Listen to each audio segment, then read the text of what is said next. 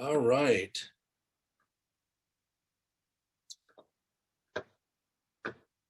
Well, welcome everyone. Welcome back, everyone. Hopefully you all enjoyed the science session. Unfortunately, it went a little long, so we're going to just continue directly on with our sample preparation. Roundtable and discussion. As many of you know, and many of you do not, my name is Joel Sederstrom. I'm one of the founders and treasurer of FlowTex.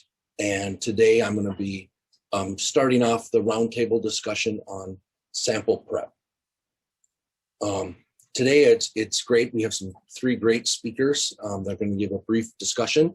We're going to hold questions until afterwards for the roundtable discussion, which should be it should be a very good time. So first off, I'd like to introduce Derek Davies. He's our first speaker, and he'll help moderate the questions in the roundtable. Derek Davies has been involved in running a core facility since 1990. This includes the move and the merger of two large facilities in the United Kingdom. One was the London Research Institute, and then also the Francis Crick, bringing those both together, which I imagine was a considerable job. Then after that, he went on to into a newly created role at the Institute, where he does all of the training for the the core facilities. And so he's quite busy. So a lot of you will probably recognize his face in his timber. He's had many years of practical experience and experience in training users, helping optimize experiments. He is also currently the co-chair of Flow Cytometry UK, a flow user group over in the United Kingdom. He's a member of the Executive Council of the Core Technologies for Life Sciences, and he's also a former ISAC counselor. His present role is to provide high-quality education in flow cytometry and other technologies. And his title is To Fix or Not to Fix? That is the question. Please take it away, Derek. Okay, thanks, Joel. Let me just share my screen.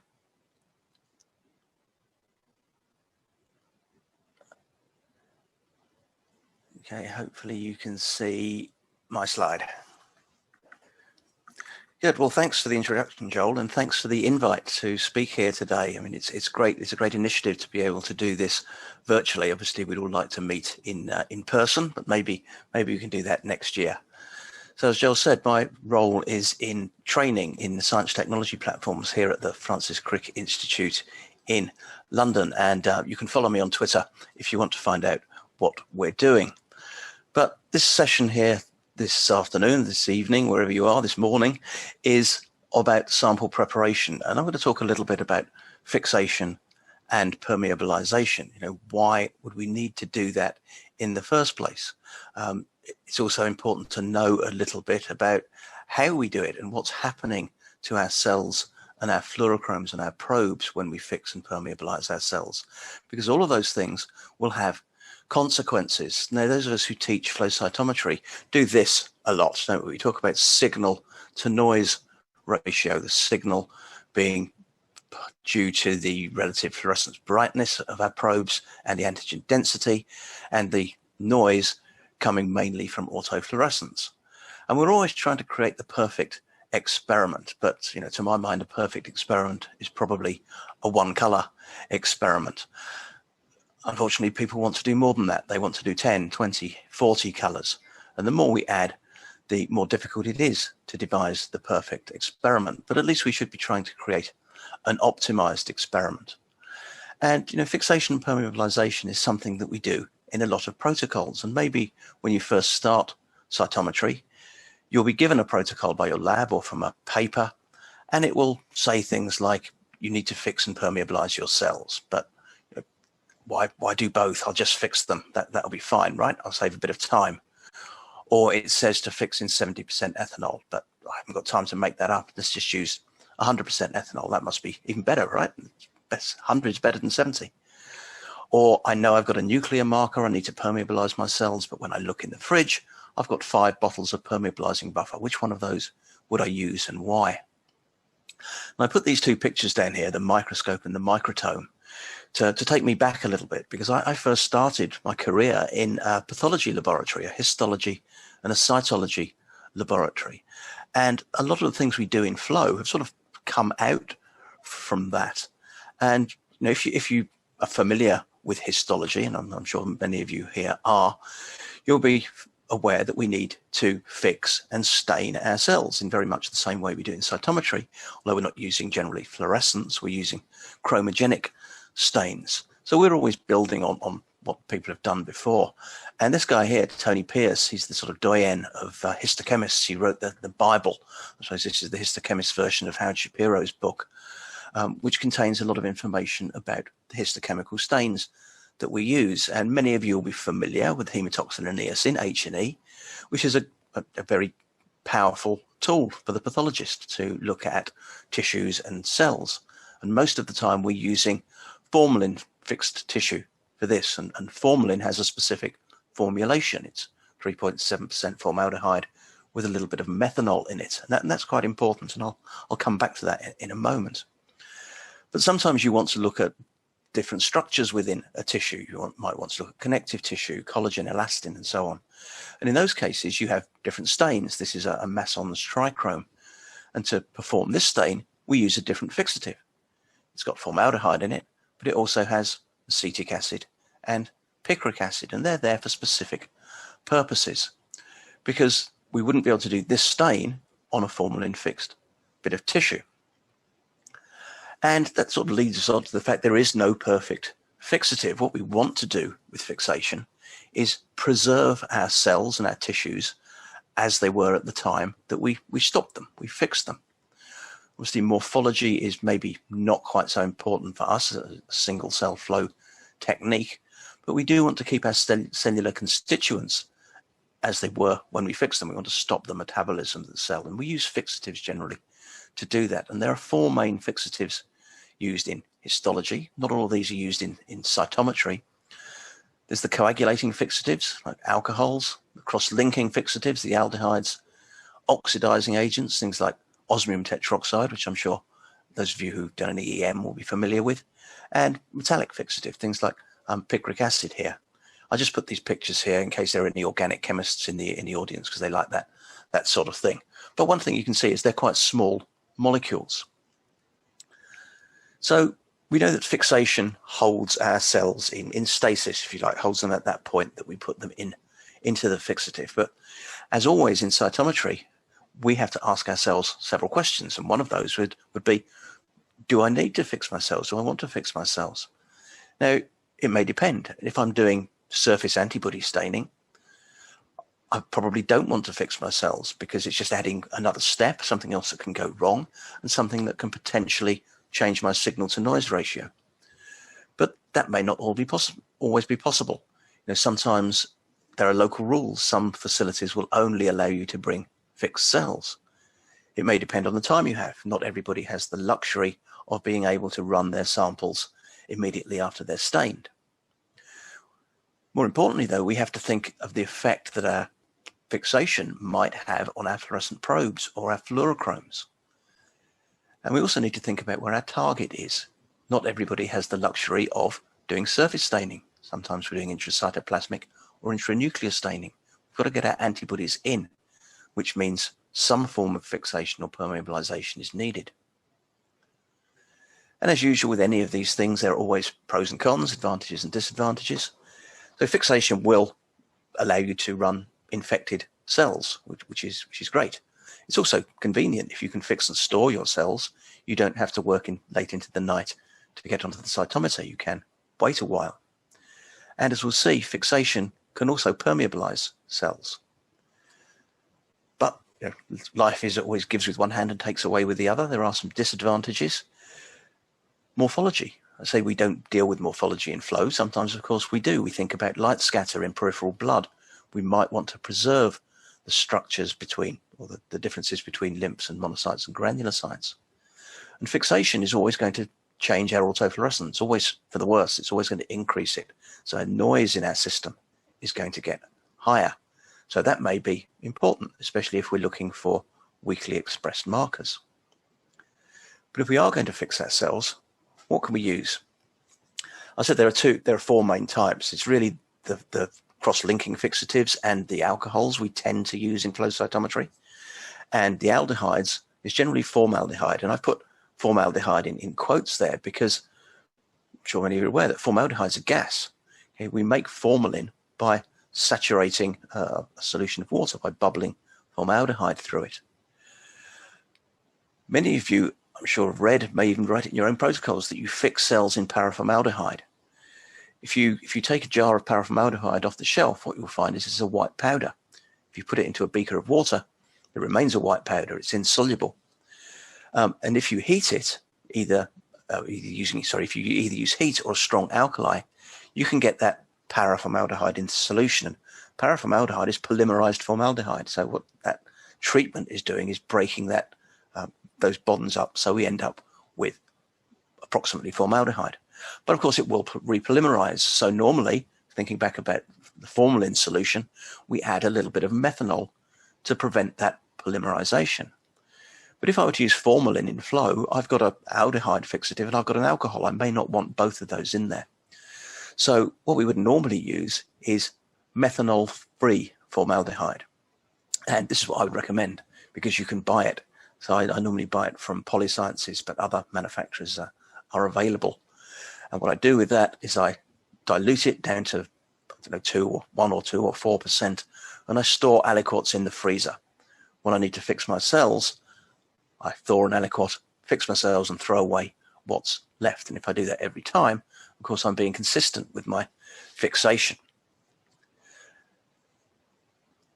Obviously, because we don't have that methanol in there, if we left that solution for longer, we'd get that repolymerization, which is what we don't want because it will lower the concentration of our fixative.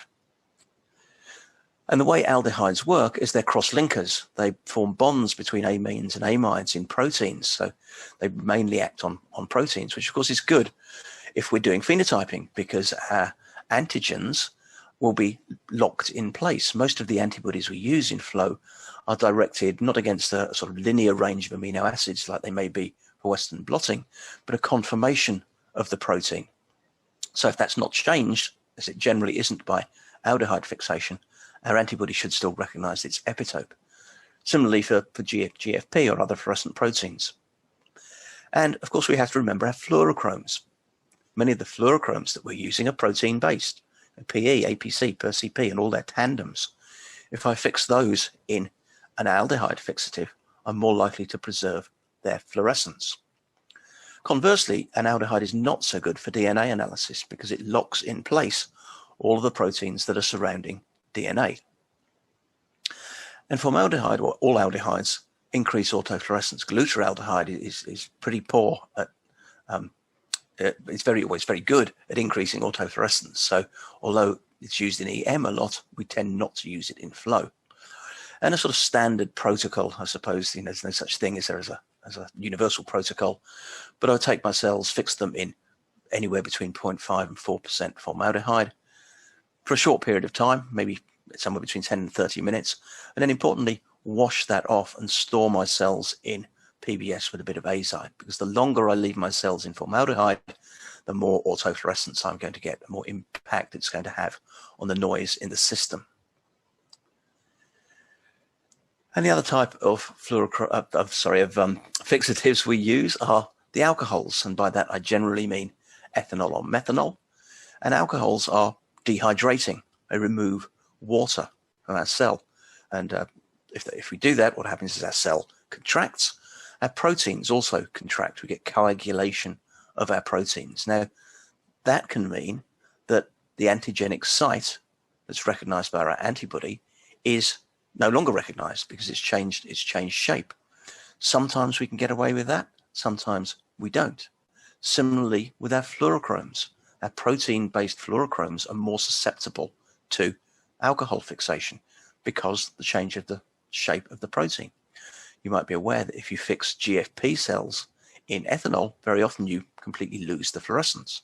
Doesn't mean to say the GFP is not there, it's just that the protein structure has changed so that the fluorophore part of the GSP is no longer touching each other, so we're not getting any fluorescence, which is why you can buy anti-GFP antibodies. On the other hand, small fluorochromes, things like the cyclic ring dyes, fluorescein and the Alexa dyes, are a little bit more resistant to alcohol fixation simply because they're much smaller. Alcohol's a very good fixative for DNA because all the proteins that surround DNA are contracted. It makes it easier to get the DNA binding dye into the cells. And as a bonus, if you like, alcohol dissolves lipids. So as well as fixing our cells, coagulating our proteins, it also permeabilizes our cells. It punches holes in the plasma and the nuclear membrane. And a sort of standard, I suppose, protocol for ethanol fixation would be to add cold 70% ethanol. I said cold in the last one, but I didn't say why we put that in our protocols. And this is because fixation is an exothermic reaction. We want to use a cold fixative to make sure we don't boil our cells in the process.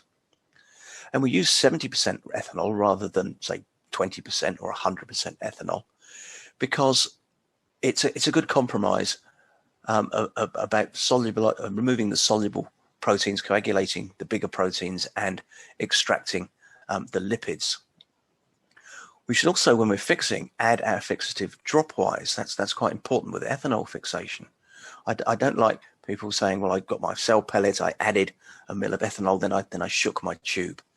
Sometimes that leads to uneven fixation. So what I'd normally do is take my pellet, put it on a vortexer, then add my fixative, which should ensure that all the cells are evenly fixed. And we can store our cells that have been fixed in ethanol in the fridge, or cold in the fridge, or in the freezer, -20 freezer, for a long time.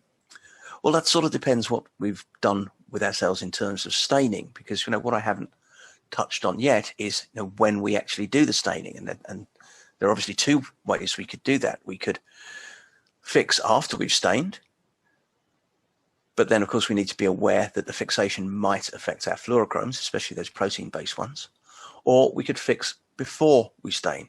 And that's what I would normally do if I was DNA staining, because I need to fix and permeabilize the cells to get the probe in. If I were to do that with an antibody stain, I would have to ensure that my epitope was still recognized after the fixation. And this is a cartoon from BioLegend, which just shows the potential effect that you can get on a PE antibody here before fixation and after fixation. Now, you have to ask the question now, does that matter to me? Now, if you're simply using this as a gating marker, as long as you can still see it above background, although the resolution is much less than the unfixed sample, you may still be okay with that. As usual, you're always going to be in control of your experiment. Now, sometimes we're going to look for something that's inside the cell, aren't we? A lot of our targets are intracytoplasmic or intranuclear, things like cytokines and transcription factors. Now, we can use a permeabilizing reagent, which is normally a form detergent, on its own, but that's not going to stabilize the cell. In fact, it might even pop it. We might release the cytoplasmic contents, which maybe isn't what we want. So although we can use them by themselves, normally we're going to combine them with a fixative. But there are several types of detergent or permeabilizing reagents we can use. So again, the question is, which one am I going to use? Why is one better than the other? Where would I use one rather than another? And I've divided them here into what I call harsh and gentle fixatives. And I'm sure you've heard of these, Triton X100. It's a surfactant. So if I use it at a relatively high concentration, I can use it to pop my cell, which is quite useful if you just want to do a quick DNA check of your cells, your cultured cells, for example. But not very good if you want to look for a small molecule that's in the cytoplasm. Whereas something like saponin, which dissolves cholesterol, is quite a good permeabilizer of the plasma membrane, but not so good of the nuclear membrane or the mitochondrial membrane. So again, let's think about where my target is. If it's nuclear, I might want to use Triton. If it's in the cytoplasm, I might want to use saponin. And normally we're going to use a sort of fix and perm kit. You can buy these from multiple manufacturers, and they're a combination of an aldehyde fixative and some sort of detergent.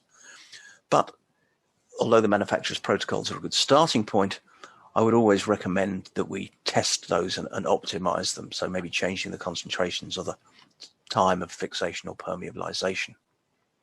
sometimes designing the perfect experiment takes a lot of time. So let me just show you a couple of examples in the last couple of minutes that I have here. So I mentioned DNA analysis. This is what I started doing in cytometry 40 years ago. Now, if I fix my cells in ethanol, I get what looks like a nice DNA profile, cells in G1, S, and G2 here. And we normally judge the success of our staining by the data spread in our G1 peak, which we measure by the coefficient of variation. And the lower that number, the better. Obviously, it does vary on cell type. This is an epithelial cell, so it's a reasonably high CV. But if I take the same cell line and I fix it in formaldehyde, remember formaldehyde is a cross-linking fixative, it's cross-linking all those proteins around the DNA. So what that means is that I can still see a recognizable profile, but my CV has increased. I've made my data worse simply by preparing them incorrectly. I'm sure many of you are used to intracellular staining or cytokine staining, which can get quite complex. We want to block the release of cytokines, first of all, otherwise they'd obviously be out of the cell. If we've got a heterogeneous population, we do our surface staining. Then we do our fixation, aldehyde generally, and permeabilization, generally a gentle permeabilization. And then we can do our flow. So here we've defined our CD4 cells on the basis of CD3, CD4 staining. And then we can look at the expression of these 4 different cytokines, these intracellular cytokines. So that's intracytoplasmic staining. We can also, of course, look at intranuclear staining. So here's an example using this protein MPM2, which picks up mitotic cells. And because we fix in 70% ethanol, we fixed and permeabilized our cells very well. The antibody that we're using for MPM2 is against the phosphorylation site. So it's on a very small part of the protein. So even though the protein structure has changed, the antibody recognizes its epitope. So we can pick up our mitotic cells in our control, or in this case, in our Taxol-treated sample. So there are lots of examples out in the literature. We could spend all day doing it, but I can't do that because I've only got 30 seconds left. So in summary, I suppose, we are always trying to optimize that signal to noise ratio. Everything we do in our sample preparation has the potential of affecting that, and fixation is no different. And it's generally going to affect it in the way that we don't want. It's going to decrease the signal and increase the noise. So we have to be sure that's what we want. We may have to fix, we may have to permeabilize. If we can avoid it, I probably would. But there are many, many cases where we can't do that. But importantly, it's good to be aware of the mode of action of everything we use, not just the fixatives and the permeabilizing reagents, because the more we know about the action, the more we can troubleshoot when things go wrong. And as we know, things will go wrong because it's going to take some time to optimize the sample preparation. And I'm sure we'll see that from Roy and Steve's talks as well. So I will end there just to point you to my a couple of email addresses. I would say we've got a question and answer session at the end of this, but if you think of anything later on, please feel free to drop me a line, or you can go to YouTube, follow this URL, and there are a whole series of webinars and the like there. Or you could follow these guys as well on Twitter. So I'll stop there, and as Joel said, we'll take the questions at the end. Thank you so much, Derek. You had us entirely transfixed. Our next speaker is Roy Leopold from Miltenyi Biotech. Roy is born and raised a Houstonian, studied microbiology at UT Austin. He's worked in academic research in Q&A labs and GMP manufacturing, and is currently a technical sales position at Miltenyi Biotech. Could you take it away, Roy? Will do. Thank you, Joel. Can you hear me? That we can. Okay, let me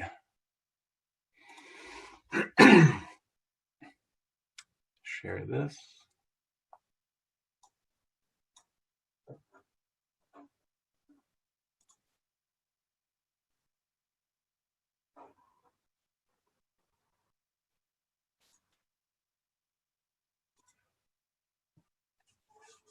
Okay, you able to see the first slide? Yep, we see it. Okay, thank you for confirming. Yes, thanks for the intro. Thanks for having me. Very happy to be here talking with you guys. I'll be talking about sample prep best practices for flow cytometry, generating high quality samples from tissues, and single cell suspensions. First, we'll look at some characteristics of an ideal sample for flow, then challenges with tissue samples, then sample prep methods, including traditional manual dissociation and automated dissociation with the GentleMax, sample clearing, and pre-enrichment. And finally, we'll look at these sample prep methods in the context of two of the more challenging types of tissue to analyze, tumors and neural tissue. So what are some of the characteristics of an ideal sample for flow cytometry? First, we want a single cell suspension for a smooth run, no clogging and access to all cells. We want the highest viability possible for access to target cells and to minimize background. We want the cells to be in their natural state for a quality analysis that's true to in vivo. We want target epitopes to be available for antibody binding. We want the sample clear of unwanted material for a smooth run and to minimize background. We might want to pre-enrich for target cells. This can reduce the sort time or complexity of analysis. And last, we want reproducibility because that is always good for science. So as the saying goes, everybody knows, garbage in, garbage out. And alternatively, if you can start with a good quality sample, we happy. Everybody happy. So what makes tissue samples so challenging? First, there's a balancing act. It's a challenge to achieve a truly single cell suspension while also maintaining high viability, not activating or altering cells, and not compromising epitopes. Second, the nature of tissue is that cells are held together by an extracellular matrix, which when dissociated results in a lot of debris that can non-specifically bind to antibodies and compete for signal on the flow instrument. And the last of these top three challenges we'll talk about here is reproducibility. Traditional dissociation methods introduce tremendous opportunity for variability from the method to the technique to the enzymes. So first, it's important to talk about the starting material because tissue collection and potential storage of the sample prior to dissociation will have an effect on final outcomes. So if it is at all possible, dissociate fresh tissue. And an equally good option is to store the tissue in a tissue storage solution at force C if you're not able to dissociate immediately. If it's possible, do not freeze cells, but if cells must be frozen, it's better to dissociate the tissue first, then freeze the single cell suspension rather than the other way around. And if frozen tissue is the only option, more treatment is just going to be needed for the sample to be usable, though many target cells will be lost. And when using thawed cells, we recommend a DNase treatment and resting the cells for some amount of time to let them de-stress and revert back to a more normal, natural state. Now, looking at traditional mechanical dissociation methods, common tools include, but are not limited to, mortar and pestle, different types of graters, razor blades, and even pipetting up and down through a pipette tip. These can be effective methods for soft tissues where target cells are abundant and not particularly prone to activation or other types of alteration. The limitations are that these methods will absolutely stress, damage, and kill some cells. Achieving a complete dissociation is difficult and reduces the number of available rare cells. Technique is variable from person to person and sample to sample. And there's a biohazard risk with these methods requiring direct contact with the sample or allowing for aerosols.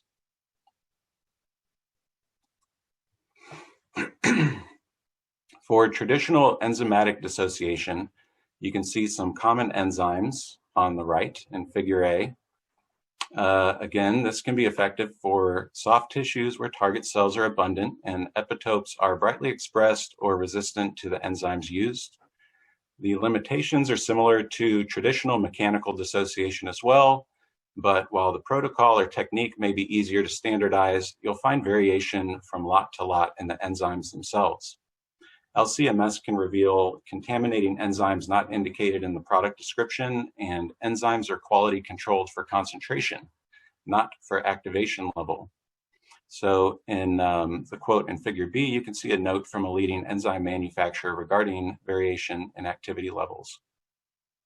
Last, this method can be time consuming with digestions lasting as long as overnight. And this results in negative impacts to viability simply from cells not being in their preferred environment or media. And this is on top of any negative effects directly from the enzyme treatment itself. And now looking at automated dissociation with the GenoMax system. Like many products, the system was developed for in-house purposes before becoming commercialized. Our in-house labs experienced the same challenges with tissue that everyone experiences. So this system was created to eliminate some of the key process variables and challenges that we just reviewed, while also optimizing that balance between a truly single cell suspension and high viability conserved epitopes and happy unaltered cells. The components of the system include the C-tubes, which have a rotor stator system built into the cap. The tissue dissociation kits are different enzyme combinations specific to different tissue types, and these enzymes are quality controlled for activation levels and are ultra pure for lot-to-lot consistency. And the instrument itself, the GenoMax Octawith heaters, houses the different programs for each tissue type. And these programs control the turning of the C-tube rotor and the onboard incubation for enzyme activation. For processing, the tissue sample is placed in the tube along with components of the dissociation kit, and the closed tube is then mounted in the instrument and processed according to the selected program. After tissue dissociation, the next step in sample prep is sample clearing to remove unwanted materials that can impede the instrument or analysis. Clumps and cell aggregates can be removed with filters or strainers. You might also want to remove debris, dead cells, red blood cells, or other materials if there's enough of that material to be problematic. On the right, you can see an analysis of a cryopreserved tumor sample with low viability, as we would expect. By removing dead cells from the sample, viability improved from 26% to 83%, making further analysis of target cells that much easier.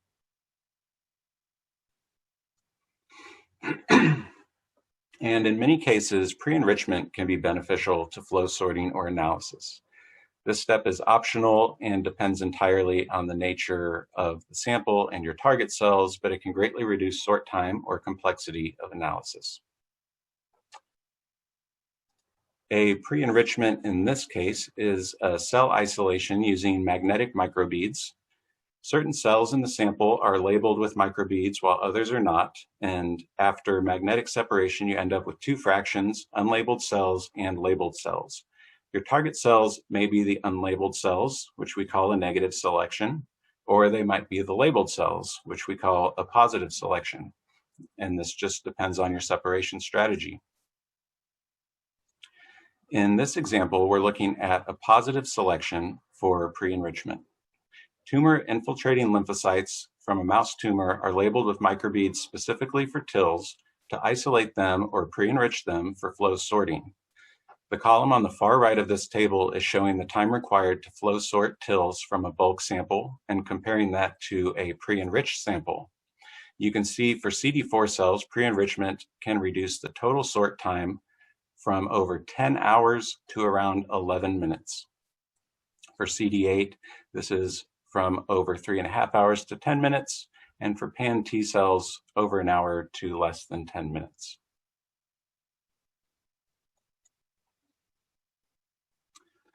So now looking at tumors, what are some of the top challenges with tumor tissue?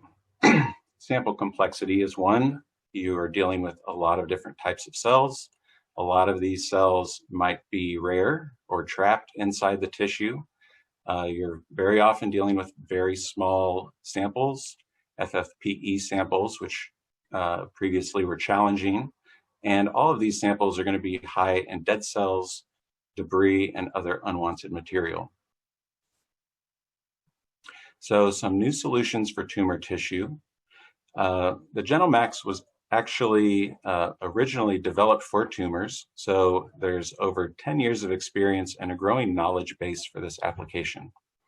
Epitopes are really key here. So high quality enzymes are critical for having control over your process. Over 200 epitopes have been tested with compatibility data available for both mouse and human tumor tissue.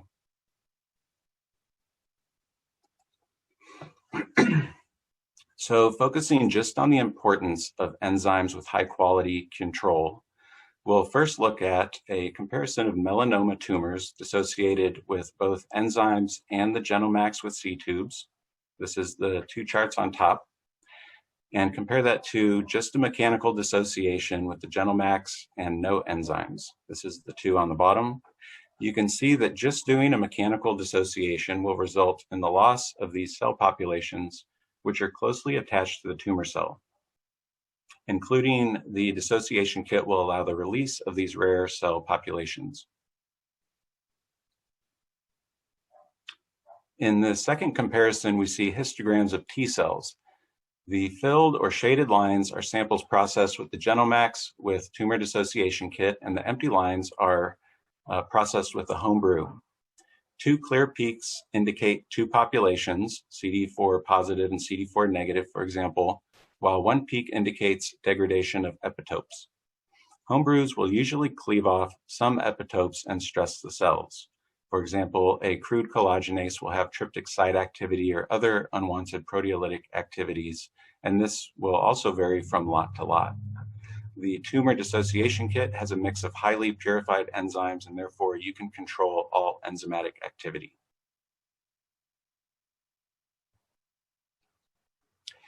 Here we see an example with very small amounts of starting material, 0.12 grams of lymph node and 0.21 grams of breast tumor. The tumors were dissociated with the GenoMax system and pre-enriched for tumor cells. You can see how with even a very small starting sample, we can end up with highly pure cell populations, with the lymph node sample being the more dramatic increase from 18% purity in the original fraction to 96% in the isolated fraction.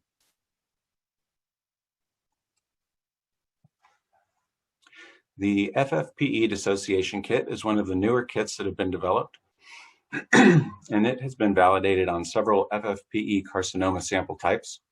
Here is an example of an analysis on pancreatic carcinoma. We can see how dissociation with the GenoMax and FFPE dissociation kit allows for flow sorting to purities of 96% for the cytokeratin positive carcinoma cells and 98% for the vimentin positive stromal cells.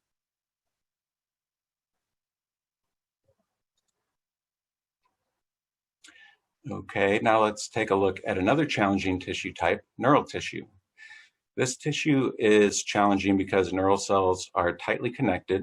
Synapses, axons, and dendrites are prone to damage, leading to cell death. We also often have rare target cells, very small samples, and high levels of debris, red blood cells, and myelin. To overcome these challenges, there are a variety of kits and protocols for different types of samples and studies. And again, enzyme quality is key, and epitope compatibility is thoroughly tested. Here we see an example of the importance of sample clearing for an adult mouse brain. We define adult brain as older than P7, and this is where there's a significant increase in myelin and red blood cells that appear. These plots show just how much debris and red blood cells we see in a dissociated adult mouse brain. You can also see just how much of an impact the debris removal and red blood cell lysis can have on the final sample to allow for improved further analysis, sorting, or other applications.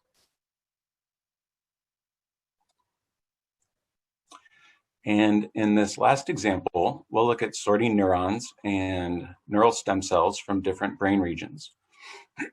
So different regions were dissected from an adult mouse brain, dissociated with the gentlemax, debris and RBCs were removed, cells were sorted, isolated NSCs were tested for renewal and differentiation and formed many primary neurospheres, which gave rise to secondary neurospheres and differentiated into neurons and different glial cells.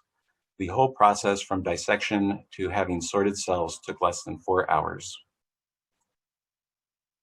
So we can see when sorting neurons from cerebellum, cortex, and olfactory bulb, purities of 80%, 99%, and 95% were achieved. When sorting NSCs from the SVZ, purity of over 95% was achieved with greater than 93% viability. This shows how an optimal dissociation and sample clearance can allow for a successful sort with even very small amounts of particularly challenging tissue.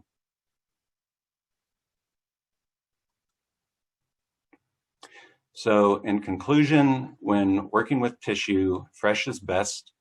Choose a dissociation method that best ensures a complete single cell suspension while also maintaining high viability, least alteration of cells possible, and intact epitopes.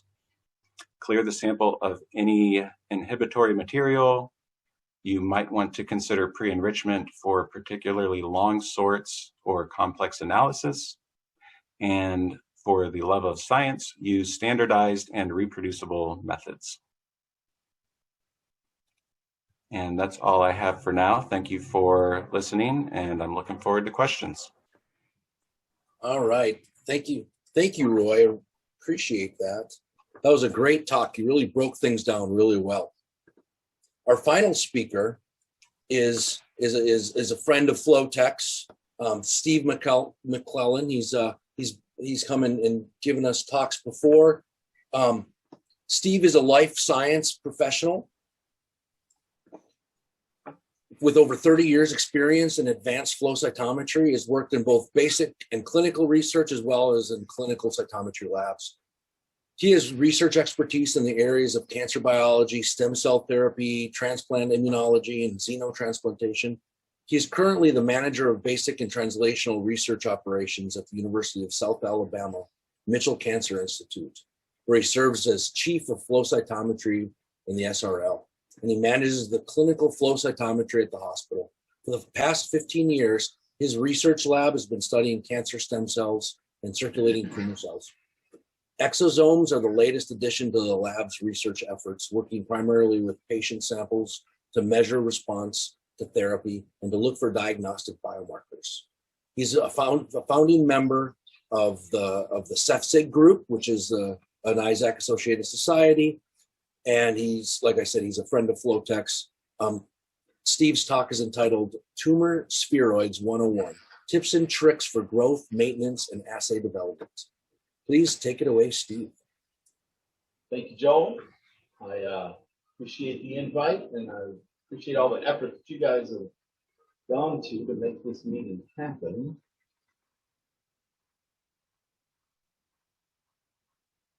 No, it was a lot of work.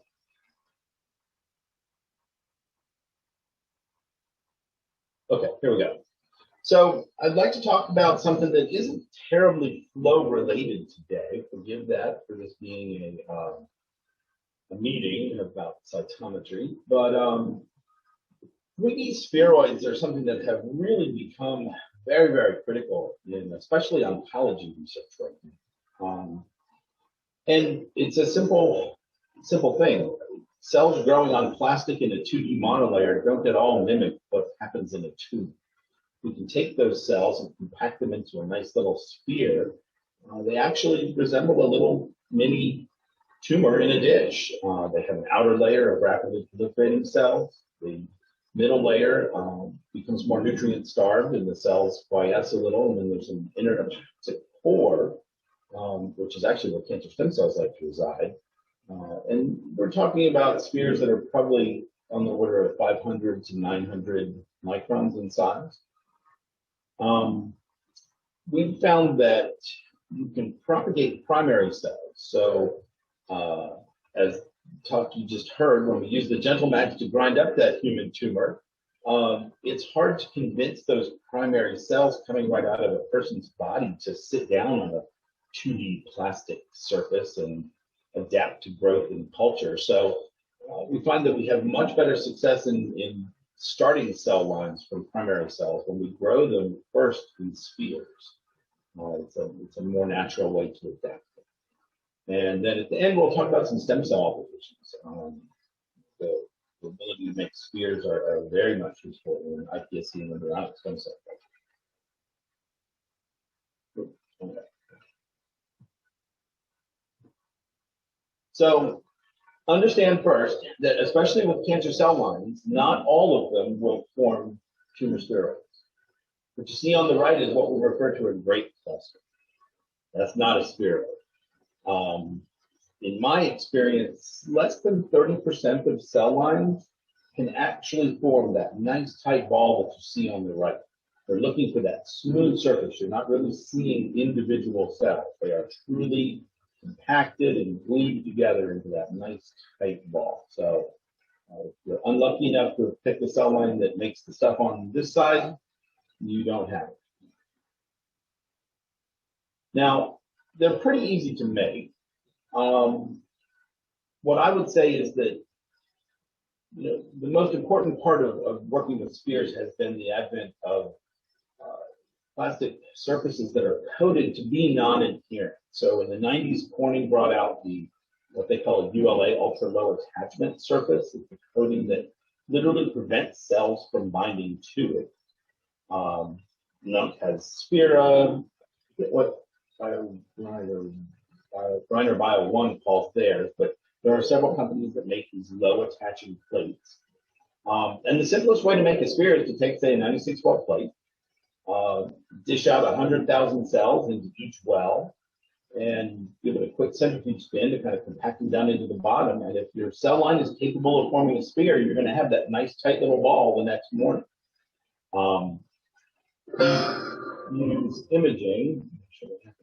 We use imaging to double check the size of those things. So as long as you're pretty careful in putting out a consistent number of cells per well, you'll get 96 fairly uniform in size spheres.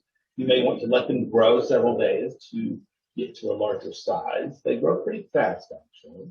You don't need any special media, just whatever the normal one they grow in is fine, and you end up with easily one sphere in each well. Griner has done something that can help coax maybe some of those cell lines that don't want to form spheres naturally into more of a sphere shape. They use magnetic microparticles to actually magnetize the cells, so the cells will ingest these particles, and now you've got magnetic cells. Put that 96-well plate over this little magnetic tray, and all of the cells will compact down into that one little spot and hopefully form a sphere. Once it's made, it can float around the dish, that's fine. Or you can actually put a magnet over the top of the dish and actually levitate it off the bottom. We'll talk a little bit about embryoid bodies and organoids at the end of this talk, and that's very useful for embryoid bodies. It's really a cool system. Now, if you need a lot of spheres, you can go to two types of micro pattern plates. So within each well of either a 24 or 96 well plate, you've got these tiny little dimples that are just molded into the bottom. Stem cell makes a plate called agrewell. It's a little diamond-shaped dimple. And according to plasias are actually little round cups. There's anywhere from 200 to 500 of these in each of the wells. So you can generate lots of spheres in each well. Stem cell technology's plate is really designed just to make the spheres. If you leave them for more than 24 hours, they're actually going to adhere down in there, and you're not going to be able to wash them out and use them for anything. it's not a true low attaching plastic. As opposed to the corneal laser plates, which actually are using their ULA surface. So you can actually form the spheres and then maybe even do your culture and treatments right in that plate and then do the imaging right in that plate.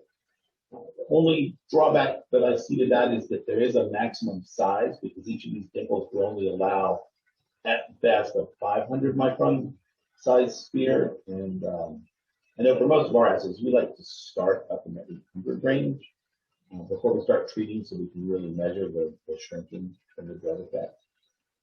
So if you use one of these methods and now you've just taken your pipette, you've blown all the little spheres and they're just floating around in a tube, what do you do next? So that's the unfun part of sphere work. So now I've got all these little spheres floating around in a dish, and I need to get one in each well of either 96, 384, or 1536 plate. Very tedious. We use an EVOS digital microscope inside of a hood so that you can actually visualize what you're doing. And it's a very good task for an undergraduate to sit there. It takes about an hour to pipette 96 spheres into a 96 well plate. I don't think it's humanly possible for people to do 384s and 1536s very accurately. So we pretty much only manually do 96 well plates. The undergrads don't really like it, but they're willing usually. There is an assay where you still have to do that. So the Agilent Seahorse bioanalyzer is a remarkable instrument that can actually measure metabolic parameters like oxygen consumption, glucose consumption, the OCAR, which is the oxidative response. And so this has become an indispensable tool in oncology because, cancer is basically a dysfunction of the metabolism of the cell. So they've adapted this instrument, which was designed to use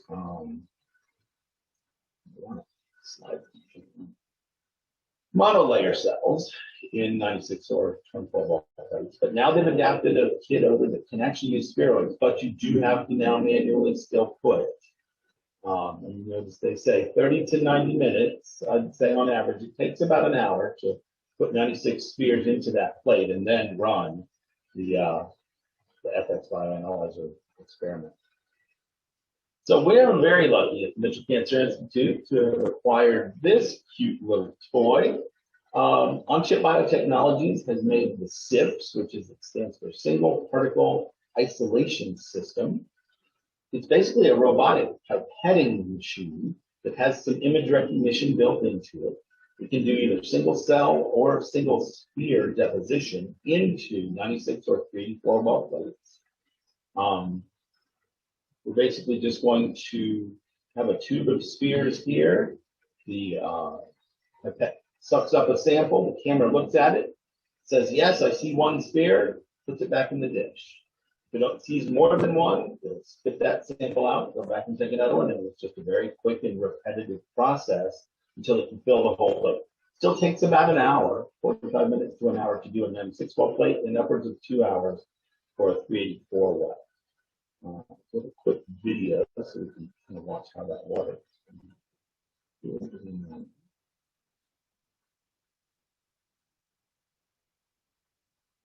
You'll see the main tip, getting a picture taken right there. Obviously, found more than one, so it spit that sample out. Sucks another sample out, takes a picture, and didn't like that one either, so it spits that out, and you'll notice that big pipette tip is going to give a little mix-up so that the spheres stay in solution. Takes another sample. This time it takes the picture and does find a single sphere, so it's going to pipette that right down into the plate. Fully automated. We can walk away and let this do this. The undergrads especially were happy when we bought that. So let me show you an example of what a typical assay would look like. So this is a dose response with a drug. We've started with a plate full of very uniform spheres. They were probably upwards of around anywhere from 600 to 800 micron is where we usually like to start. Add drugs at different concentrations down each row, and then treat them for 4 or 5 days, and then put them back into the imaging system. We use the Nexalon Seligo, which is able to look in bright field and give a very quick scan. It takes 5 minutes to read the plate and give you very accurate size measurements of each sphere and each well. Average those 8, and that way we can generate the dose response curve over here. This is a very simple thing. This is primarily what these spheres are being used for. You can even do high throughput screening where you might be screening hundreds of or thousands of different compounds on multiple plates. This is the meat of what this is doing. There are several imaging instruments. We use Nexalon Seligo. You can use Image Micro Express for the devices. Biotech has come out with some very nice imagers as well, the citation series of multi-node readers. So that's really how we achieve the imaging of these things. It's very simple. Now, if you were to do fluorescent staining of these things to look for specific epitopes or looking at viability dyes, you really have to do confocal imaging to be able to slice through these thick spheres. It's done a lot, but it's much more time consuming. So quickly, I want to touch on cancer stem cells. If you're not familiar with this concept, it's pretty well accepted now that within any tumor, there are a low percentage, anywhere from 2 to 8, 10% of the cells are truly stem-like. They have the ability to self-renew. They express actual embryonic stem cell markers. And as the tumor grows, a self-renewing cell has the ability to tell its progeny what it wants them to become. So in this case, a cancer stem cell divides. It says, okay, well, you stay a cancer stem cell, but you can divide on, and both of your progeny can go on and just make what we refer to as bulk tumor cells that don't have this self-renewing capacity. And as the tumor grows, this chain of events keeps a fairly steady state of this low level, say 2 to 5% of cancer stem cells within the tumor. They're the tumor cells that they drive the progression. Little debate as to how they arise. Is it a normal human tumor stem cell that actually gets all these genetic mutations that allow it to become cancerous and become a cancer stem cell? There's really a lot more evidence, and I think most people are leaning towards this pathway, which really shows plasticity, where in the right environment, and like I said, this hypoxic niche in the center where there's very few nutrients, the HIF1 alpha and HIF2 alpha pathways are activated for hypoxia, you can actually force a normal bulk tumor cell to revert and de-differentiate back to a more potent stem cell state. So there's a little plasticity in this. But regardless, it's a very rare cell type within the tumor, or cell line. So many cell lines still have a low percentage of stem cells residing in the blood. So in the context of spheres, what we're going to do here is take either a cell line that we've digested from plastic, and then now it's just single cell suspension, or we can digest a tumor into the single cell suspension. To figure out how many cancer stem cells are there, we're going to plate, say, 1,000 cells into a low adhering dish. And the media we're going to use is very stringent. It's truly basal media with nothing else added into it. RPM on 1640 is a good one. The only things we're adding are 2 growth factors, FGF and EGF, 10 nanograms per mil. And it's a tedious culture to maintain because these are very heat labile entities. So anybody that works in stem cells knows these have to be added fresh every day, all 7 days of the week. One of the best things since sliced bread, as far as I'm concerned, Stem Cultures has developed stem beads, which are beautiful little time-release beads. So now you only have to add something every 5 days, but these time-release beads can maintain the level of FGF and EGF in this culture. And so if you add 1,000 cells, the differentiated bulk tumor cells are unable to survive in these conditions. They don't survive if they can't attach, and there's certainly no nutrients for them. So the only thing that survives are the cancer stem cells, and they will grow out into small spheres. And so you go back, count the dish, and if you had 10 spheres in there, then you knew that 10 out of 1,000 was only 1% cancer stem cells in that original pool. Cancer stem cells are also very hard to expand in culture. When you're growing them in a monolayer 2D typical cell culture fashion, they differentiate very quickly.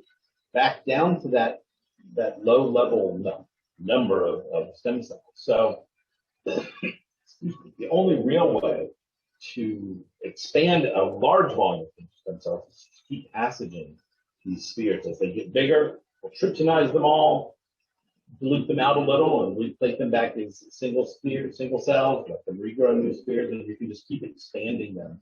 But the important thing is that maintains their stemness throughout that process. In the stem cell world, embryonic stem cells and induced pluripotent stem cells can certainly be grown as spheres. It's also a good way to expand them and keep them in an undifferentiated state. But mostly nowadays, people are using organoid culture. You can take a small sphere of stem cell and give them the right defined media with growth factors, and you can actually turn those things, you can differentiate them into just about any tissue type in the body. I love this picture. This is a neurosphere where you can actually see the neurons growing on the surface. It's remarkable what you can do with these organoids nowadays. You can have mini brains, mini intestines, mini livers just floating around in a dish. Truly remarkable stuff. Very tedious cell culture, though, I'm going to tell you that. So, this is a flow cytometry conference, and I haven't really talked too much about flow cytometry. So, I'm going to end by telling you about a new instrument you may not be aware of. Along with the on-chip biotechnology 6, we also purchased their microfluidic sorter device. This is a truly chip-based microfluidic sorter that does everything right here in this little chip. They make two different sizes of chips. One is a small bore for single cells, and then they have a wide bore that allows you to do up to particles of, say, 150 microns, which means we can now literally sort spheroids on this chip. We also use it for oceanography purposes to sort diatoms out of seawater. Pretty much any kind of large particle are easily sorted with this microfluidic device. We are extremely happy to have this. And to just give you a quick example, you don't even have to have any kind of labeling. You can just look at size. So remember in that dish of cancer stem cells, there was quite a large variety of different sizes of spheres. You can load those in and say, well, I really only want these bigger ones. And then sort out, to very good purity, a uniform size of sphere from a mixed population. The last thing I'll tell you about is we've been starting to develop a way to do CRISPR modifications in cancer stem cells. This is extremely difficult to do because of the fact that they differentiate so quickly and spontaneously in culture.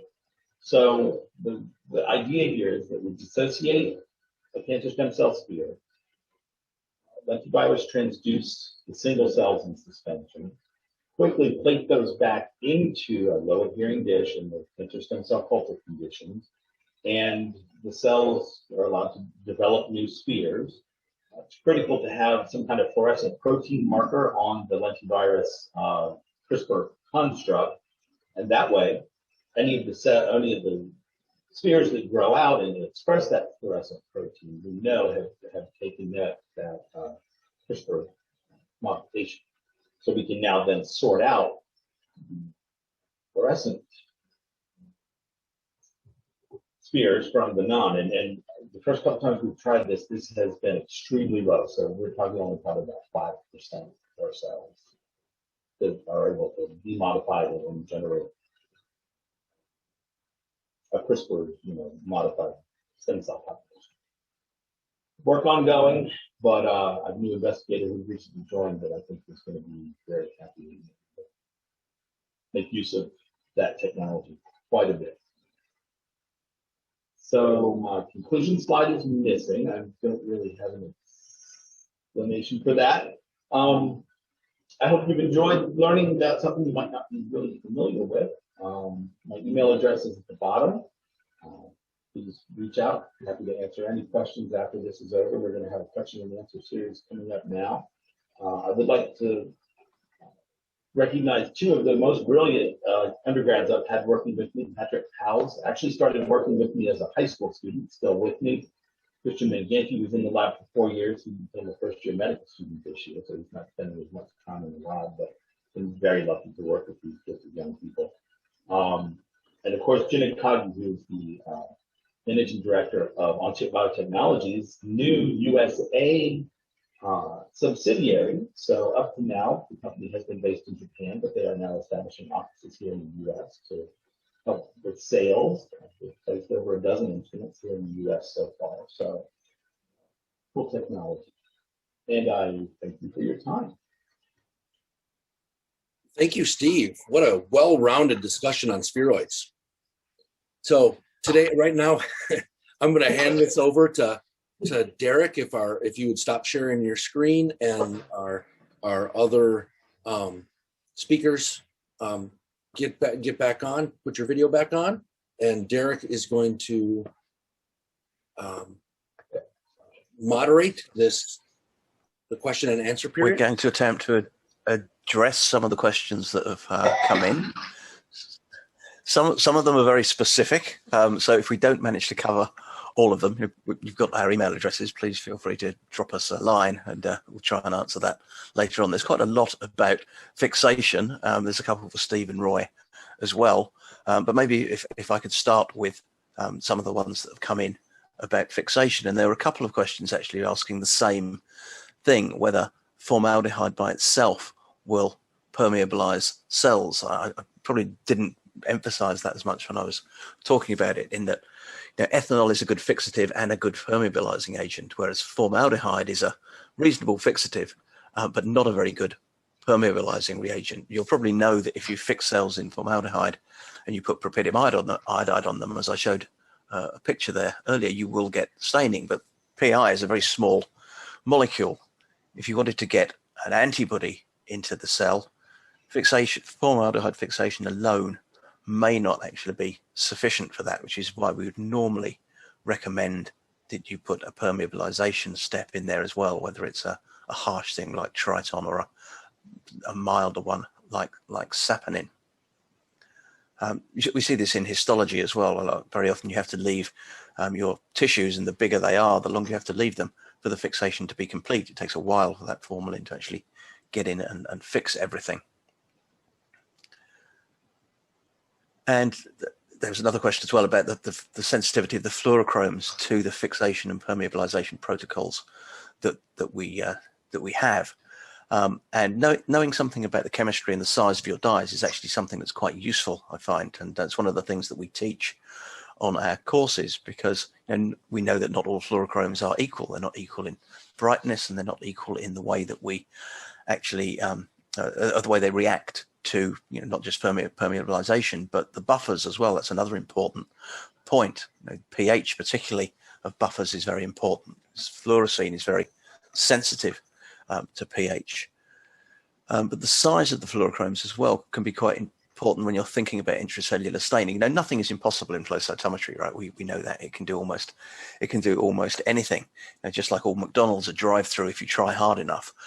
If we can get an antibody labeled with PE into the nucleus, we just might have to fight a little bit harder than if we're using an antibody that's stained with a smaller fluor like FITC.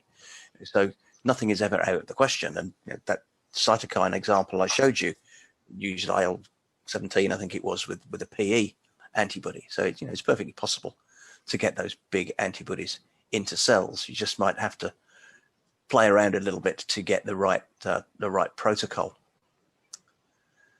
So I'll come back to some of those in a minute, but obviously I don't want to freeze Roy and Steve out of this. So Roy, there's a couple of questions that came in for you as well about the differences in the collagenase digestion enzymes, and whether you leave the DNAs in there throughout the whole digestion process.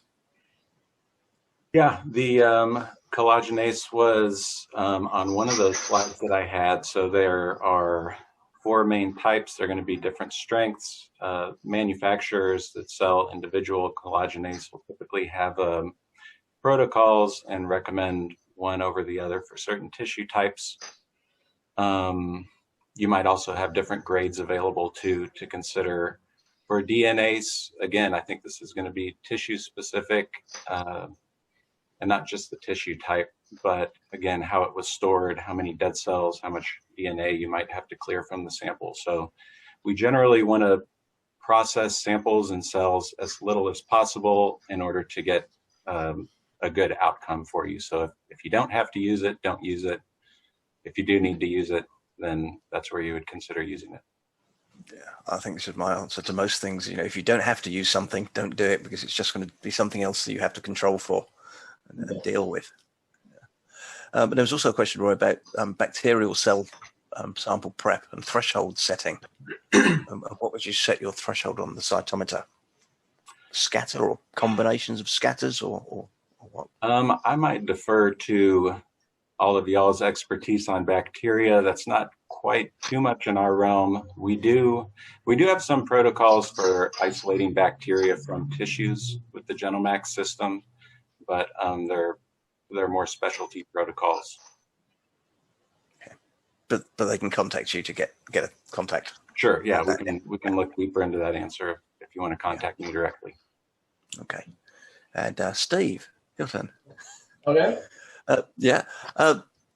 First question was, can you bypass the dissociation of the spheroids and just label for what you're looking for, the oxidative stress? So can you look at whole spheroids? I think they're probably talking about the seahorse application, where you could maybe dissociate a sphere and then put the cells out, just pipette them into a normal seahorse. And we've done that in the past because, they're not going to differentiate within a few hours. So yes, you can actually do that in regard to the seahorse assay. Okay. And obviously these things are quite big, and you mentioned the microfluidic sorter there towards the end. Have you any experience with the COPAS machine, the Union Biometrica? It works great for spheres as well. Unfortunately, we don't have one of those. They're pretty expensive. We decided to go this route because we thought it was a little more multifunctional as opposed to just buying a really expensive dedicated instrument. But yes, it works great for spheres. Okay. And then you're talking about the isolation of stem cells as well. So which types of cancer can you do that from, or have you tried that from? All known tumors have cancer stem cells in them. So we have, in my lab, been very careful not to specialize in any way, form. We analyze tumors from all kinds of cancer. And we always find cancer stem cells. And like I said, there are still resident stem cell populations in many immortalized cell lines that you can buy from HCCC. The key there, though, is that you must work with very low acid. Once you grow those things past 10 or 12, most of the cancer stem cells are probably going to differentiate out, and you won't have that population anymore. So we always try to work within 10 passages from the HCCC vial if we're going to want to try and analyze stem cells from a cell line. Okay, and even in the cell line, they're fairly low percentage, you say? Very low. We're on a couple percent. Right. Okay, thanks, Steve.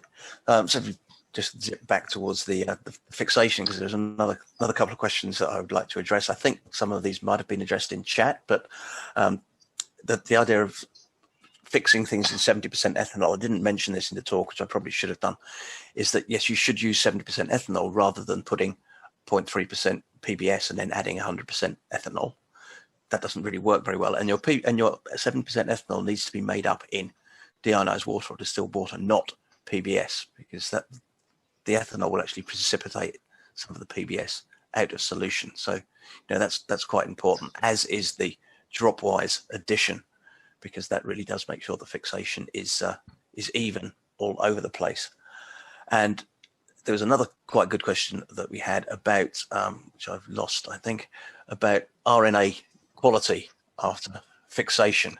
I mean, that's a slightly down the line, because it's something that happens after we've done the cell sorting. But it's a question that we get asked a lot, I think, in the sorting world. You know, what's the best fix? If I have to fix my cells, what's the best one to preserve that RNA if you're doing RNA-seq afterwards? And if you look in the literature, there's a whole gamut of different types of fixative that people have used and say they work. So it may be a question of trial and error, but I'm pretty sure, and I'm sure somebody on this call could confirm this, that the ABRF flow cytometry group did a study with this, where they found that I think it was a zinc containing buffer was actually pretty good at stabilizing RNA for post sorting sequencing.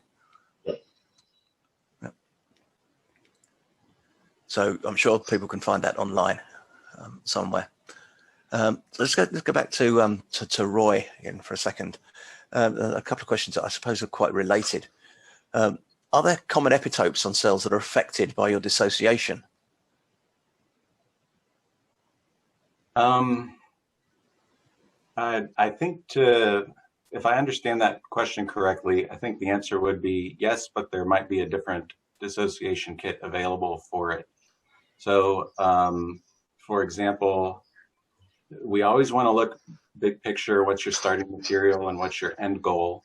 So if you're working with lamina propria tissue, for example, you might start with the lamina propria dissociation kit and then dig down. If we find that there's a target cell that is not compatible with that kit, then we'd want to look at another kit. Okay. So hopefully I suppose something that's similar to that. So if you're doing FFPE and you're looking for the immune cells, do you see the same sort of pattern of expression or percentage of expression that you would do in a fresh tissue? For FFPE, we do lose most surface epitopes, so we want to target intracellular epitopes. Okay, so you don't look at the surface ones at all in FFPE? Right. Okay. So we've got a question here that for all of us, which is good. Maybe we can get 3 different answers. Is there a way that we can sort only live cells without using DAPI?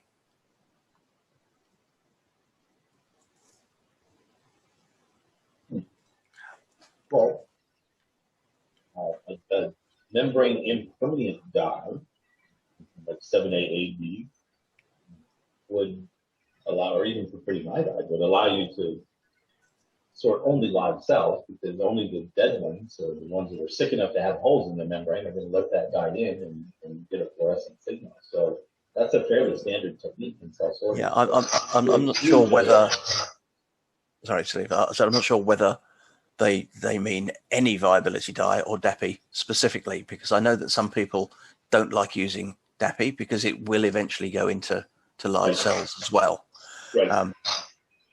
Yeah, and as you say, there are a lot of other DNA binding dyes available out there, and that's one of the great things about flow. We can always find a space in our cytometer to fit that one in. I suppose the other way you could do it is by looking at the live cells, by staining them with something like calcine, which should just pick up the live cells and not the dead cells. Yeah, and that wouldn't be deleterious to downstream applications of that. Yeah. If you're really lucky, you might get away with using scatter, but I don't like to do that. Not reliable, no.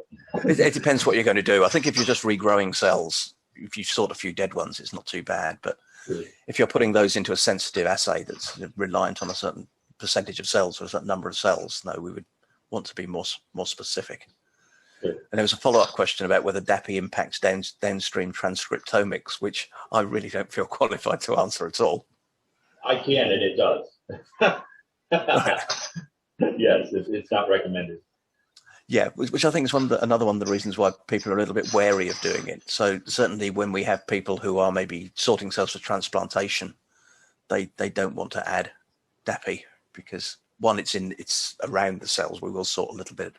But I think these small molecules, they get pinocytosed and then they get chucked out. But sometimes they're in the cell, which is not ideal. So let's see what we haven't answered here. Yeah,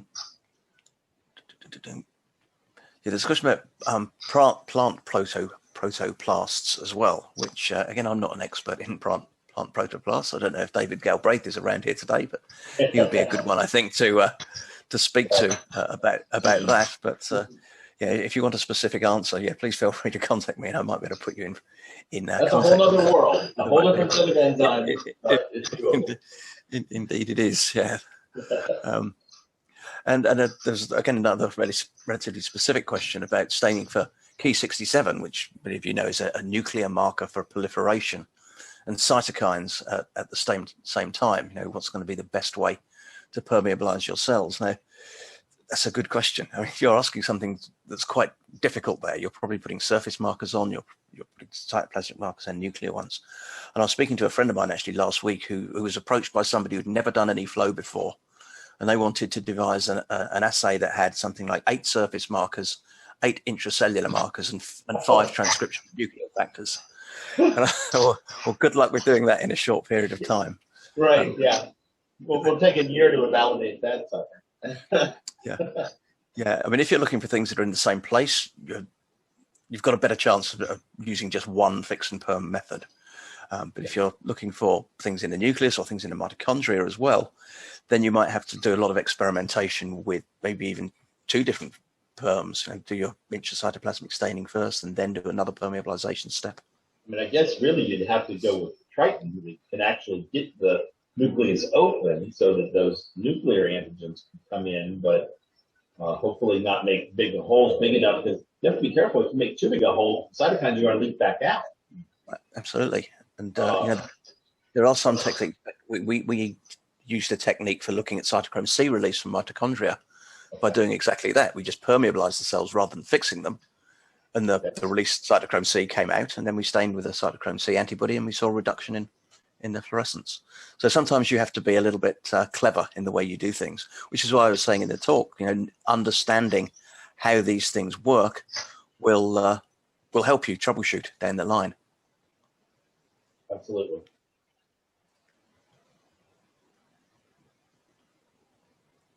Okay, so have we called most of those? There was another question about autofluorescence as well, and how fixation changes that, and does it change it in all the channels? That may well be cell type dependent, because autofluorescence is cell type dependent as well. We know that macrophages are sort of relatively orangey autofluorescent, I suppose, about 550, 560. Melanocytes are more in the violet end of the spectrum.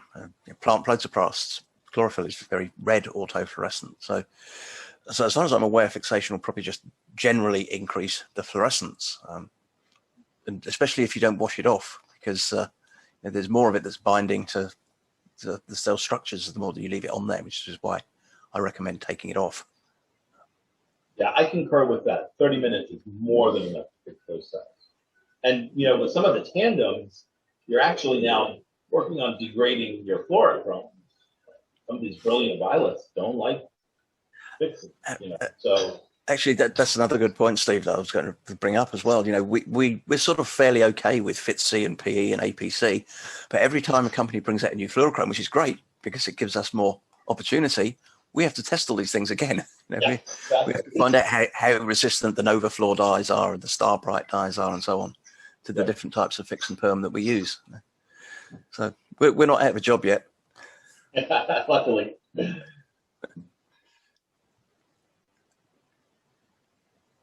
Okay, and there was one last question, if I may, about the fixation, as the ethanol and methanol are interchangeable if you're using it as a permeabilization to fix cells. Generally, yes.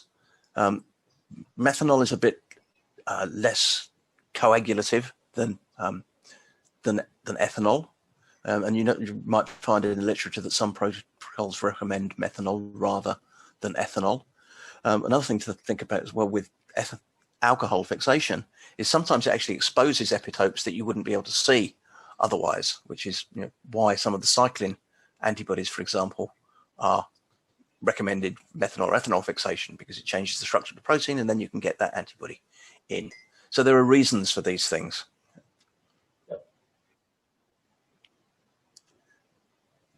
All right. Well, that was Nice. really great discussion.